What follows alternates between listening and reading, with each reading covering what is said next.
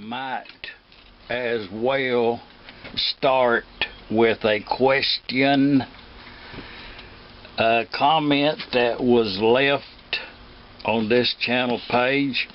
All comments are appreciated. But on International Piston, it's not unusual to find that, and what it was when they were machining this, instead of backing the machine off, probably done in a screw machine most likely, doing the faces of these, and the machine was so fast that the tool didn't react fast enough to leave the face of the piston.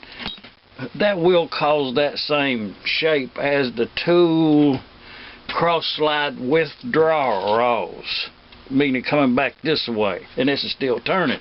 But this is one, and the reason I dug that out is when I was looking at this head right here, it has one on it also. It starts right around here. It's quite big, and it comes like this right here, and it actually leaves the material about the time it starts, and that's about an inch and a half, I think. Yeah, inch and 3/4, let's say inch and a half. So that distance to turn is the reaction time of that tool bit withdrawal. It looks really good, and that's just a characteristic. Sometimes you'll find them in the middle right here, this, on all surfaces on International Harvester. That is not a defect. That's original. And speaking of original, if you just want to talk about it, this engine is it's 94 years old. This engine, I got it on a trade, and when I first got it, I've had it about a month now, I guess. And when I first got it to try to start it, I noticed that the top of the mixer was loose, and it was. So while I had it off, I put some sealer right around the air intake right there. That's the reason for that white appearance right there. To clarify that, I have done a few things to it, like put the exhaust system on it, and I'll show you something while we're over here in a chatty mood, let's say.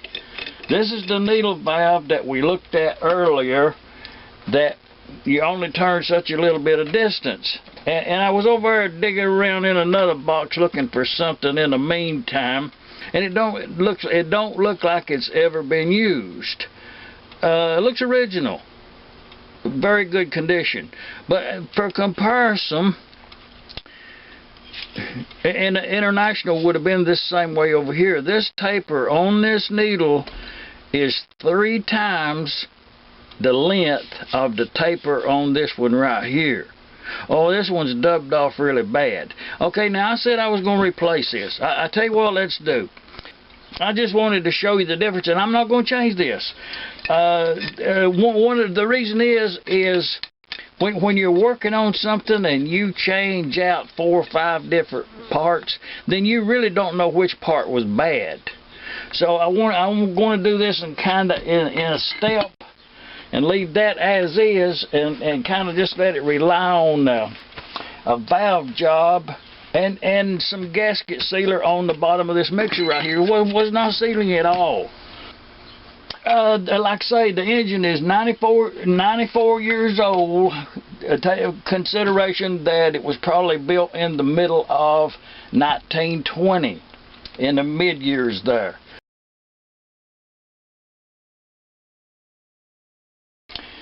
It was rated at 650 RPM.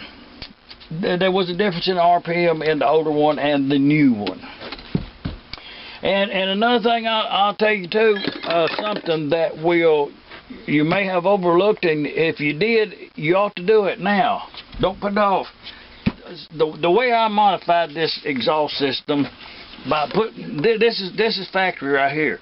It come down a 1.25 inch street L coming out of there, and then a short length of 1.25 inch pipe that was not threaded on this end for the muffler. Well, I like the sound of this better, so I just put a length of pipe in here, a 90 and a muffler, because there's no outlet from, if you come a line across through yonder from up here all the way up into here, this is in the low part. So there's a possibility you could flood the engine by pouring gas in there where it runs down through there. You could fill this up with gas, or it could rain in it. So what you want to do is right in the bottom, and I'm going to do this, and I left it off just for a show and tell because I know that I was going to do this. But you want to drill a small hole in here the size of a baling wire, and that way if you occasionally, you can poke that wire up in there and make sure it's open, and any gasoline that would puddle in the bottom down there would drip out, oil or whatever. So I'm going to do that on this before we put it back together. But I just wanted to, it's a little shop tip. No, that's mechanic. Well, you need to do that. Pre-cut this gasket. So what I need to do is to know how wide it is from the inside out here to the outside. So right there, and the nature of these old castings will, you know, they'll be thick and thin. So I think this distance right here from the way I got it set there out yonder, I think that'll make a good gasket. So you just put this right back on here like this right here, and holding this thing in the correct position, and you pretty much own your own for that. But it's supposed to be straight out from a center line of whatever you're scribing.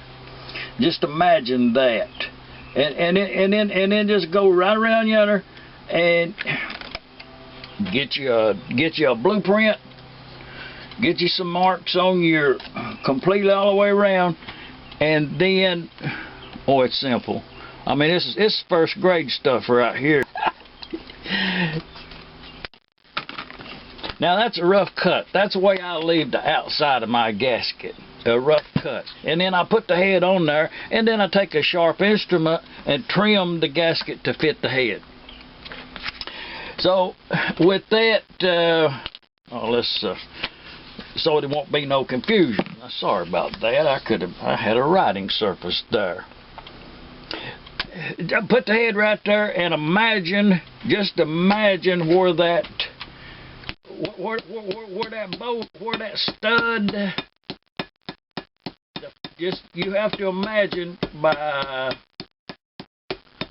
it's pretty easy to do. Like I say, if you haven't mastered this right here,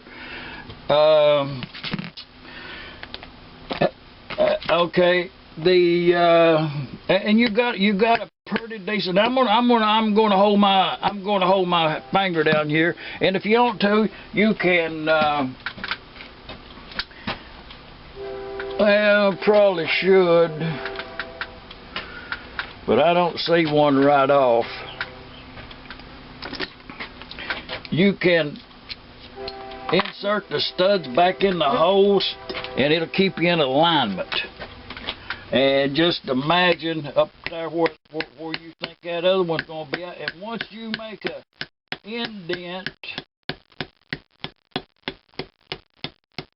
y'all see that? Right on the money. The other one, and I hold that right there, don't let it move, and it's somewhere about right in here. See, I got my finger held in that top one up there. Y'all can't see that. Right up here, because I don't want it to rotate. I want it to be a really, really good fit. And then the bottom one would be, I'm going to move over yonder so I can hold that down. Somewhere right in this vicinity right here. I actually kind of thought I seen it move a little bit, but I didn't feel nothing up there. So I think we're good to go with that right there. You get something in there when, I mean, we talking basic. This is, I got them cleaned out. It's good to go. And if you're one of the type that would just have to have a fitting gasket before you got to the head, then just take the scissors and go right around yonder in a very, very pleasing, meaning stay on that line you scribed around through there. Don't be having a flat place in it and then having, you know, cutting out of line, let's say. Don't be doing none of that right here, because you want some precision work as much as you can do. Just grade yourself on if it's good enough for you. You know, pencil you in an A+ over there. Okay, just in time for that little bit of nonsense. And on this particular engine, it'll fit anywhere you put it on there. It's the way it fits. And don't be confused on the engine block itself. There's a gap up here at the top, and don't be confused that you're supposed to cut that gap out or anything. You're not supposed to. But we got us. The show goes on.